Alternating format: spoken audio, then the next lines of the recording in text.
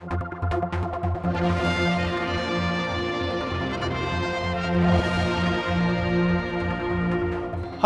I'm Milky Quayle. Welcome to Milky's Round. I'm going to take you around the TT course and show you my top 10 favourite places to watch, the secret places.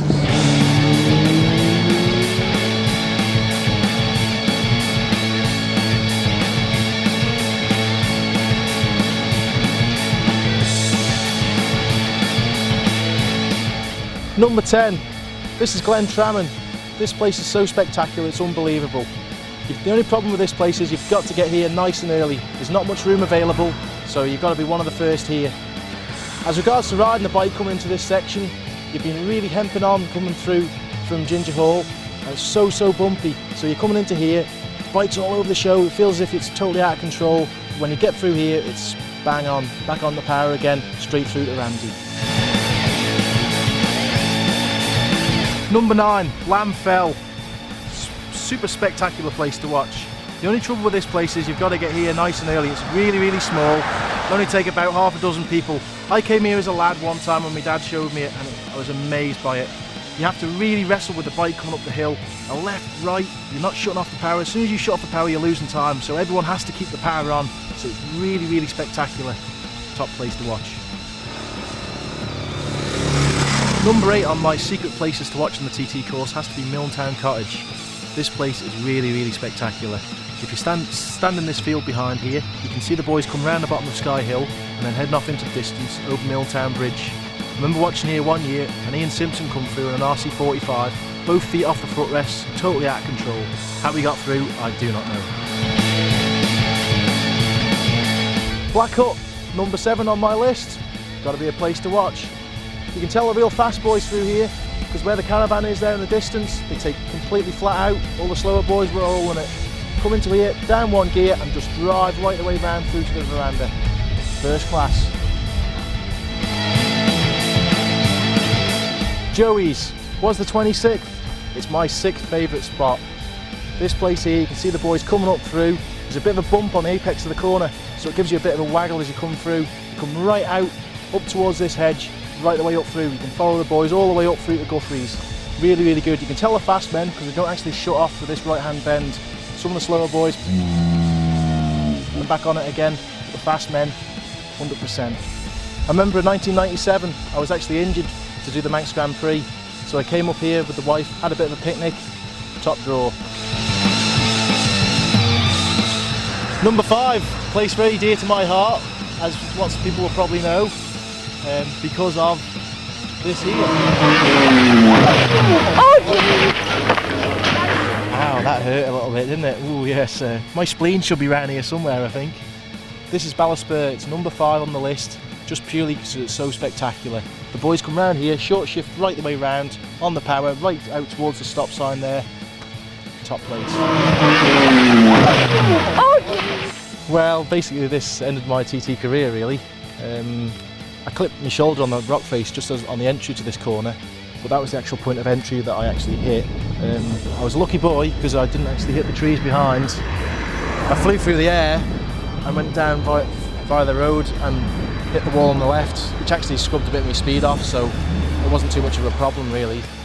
But last memory I have was coming through the grandstand, end of the first lap, signalling to the boys and pit crew at the side of the road there, just signalling that everything was okay. And that was it. And next thing I remember, I was waking up in hospital on a Thursday night on a ventilator, and all tubes and pipes coming out of everywhere, and every orifice in my body. We were misses. But yeah, that was it really. So.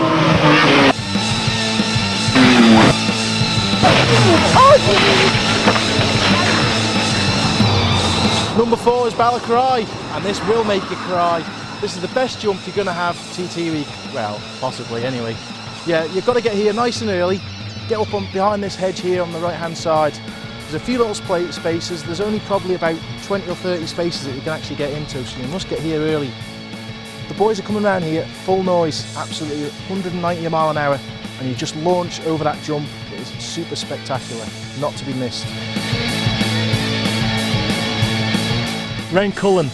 This isn't a secret viewing spot, but it's one of my personal favourites, just purely because it's so spectacular.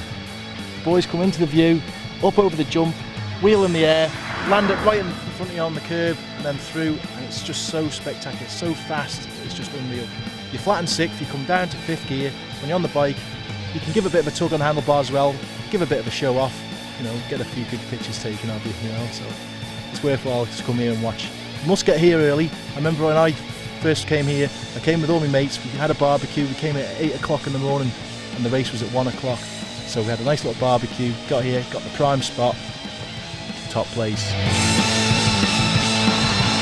Oh, at number 2, Guthries, number 2 on the list, first loser. This is an absolutely awesome place again. I mean, look at the view. On a nice day, you can't go wrong.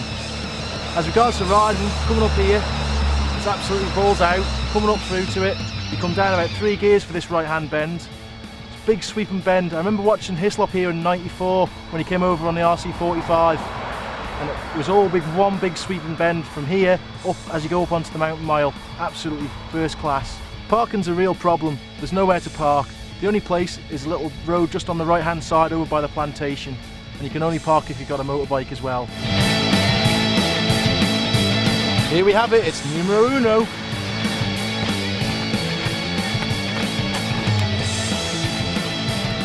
So then, I bet you're wondering where my favourite place is.